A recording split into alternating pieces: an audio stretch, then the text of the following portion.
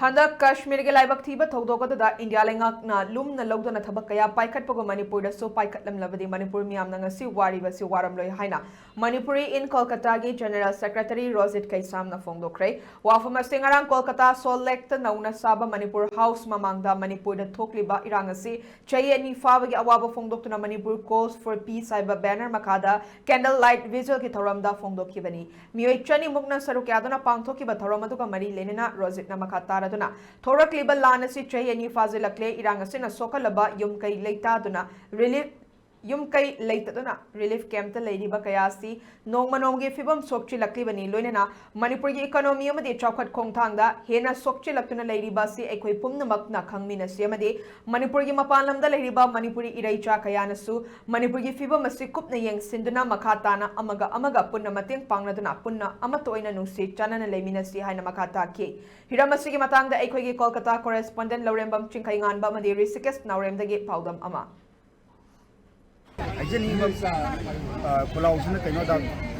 sahi ani mukung phara base Manipur se curriculum da leha base government do understand to view aduga recently hujik Kashmir thoi bira Kashmir thoi se Kashmir ko konumit da nyago mana yam phadar step lobi adumai to kana Manipur da su sahi ani romang da pati step da ko mana step to bira mata gadi Manipur da masi thoi ba masi mai se thom da base hujik yam da mi Misa kita Manipur lagi. Aduga kiam na milis kita hujik num lagi kang relief kiam ko lagi. Aduga Manipur di next na hawe ani makoi tinjali aduga lagi ko yung Manipur ko Manipur di mapan ko sa pamlay. Manipur di mapan to sa ki hawe taragadi flight na aeroplane na sa koi pali. Sidi bam je India gi karam bas teta karam speed as mai to yaw ko. Si question je ya government dai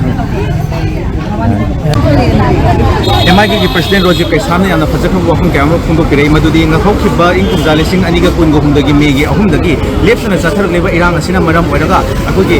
hanadi hek hawa matamda ahombo sahida di miyoi singse adugi matik thamoida akogi saina do forum badong oi adubo hojikti sahi ani pharlaba matung asidadi miyoi sing asigi hana lerem do emotion do kaira padong oi amarom di loina na hojik thokliba irang asida Bharat Leingakna Manipur bu hanna yengdaba asi yanido fungo yamadi hokhiba numit kharani mamang da haibatare Kashmir thokhiba thodo adudadi khudakta khugi India government ki maru eba miyoi sing satuna problem adu solve tawru hane madugi khongthang dumak Manipur da hek hobaga lokhatnam laba taragadi Manipur na ngasi wariba amadi miyoi kaya ama lefam leitana miyoi lising humpu hena displace अखुगी relief camp ता लेरिबा मदि मियोय चनी हेना लेखिद्रबा मदि yum लिसिंग अनि हेना मै चाखिदुना अवाफम दा तारिबा असि तारमदबसु याय हाबिगु वफम अदुनि फोंगोरिबसि लोइना अखोय होजिकसे हेना सोक्सलक मणिपुर की इकोनॉमी दसो हेना सोक्सलक अमदि इरांग असिगी रिजोल्यूशन सो पुरक्तबन मरम ओरगा मणिपुर दा होजिक हेना अवाबा अमदि लाकदोरिबा सही सिंदसु हेना अवाबा ओरकनी हाइबगी वफम अदुसु थंबिरी यामना फजो वफम हिरामसिगी मतांगदा वीडियो जर्नलिस्ट सिंथेंगा बा लौरेम बगैना पौरुजर Risikes Naurem ELITETV news Kolkata